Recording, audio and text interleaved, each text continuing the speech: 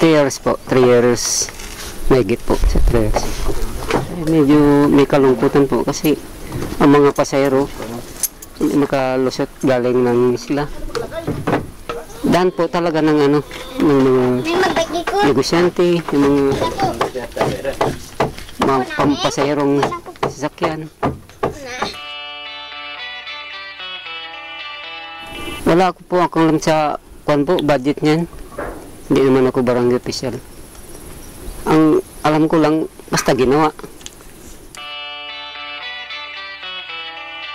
Alam ko rin po yan, kaso lang, ayawan ko kung saan nila ginagamit yung pera.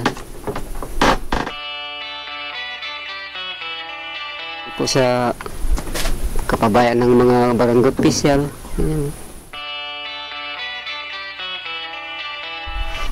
Magpapasalamat po kung gagawin nila yung daan namin